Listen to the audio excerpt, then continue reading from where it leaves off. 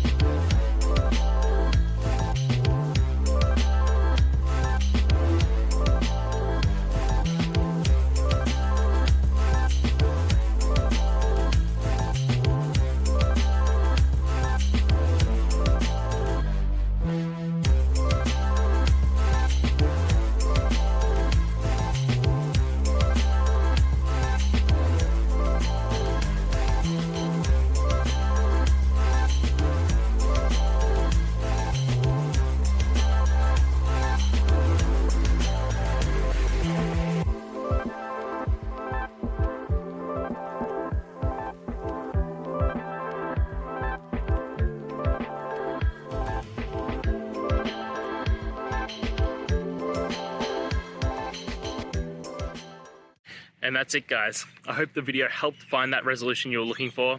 And, you know, if it did, please, I'd appreciate it if you could hit subscribe. Until next time, guys, that you need more technical help, I hope you have a good one. Cheers.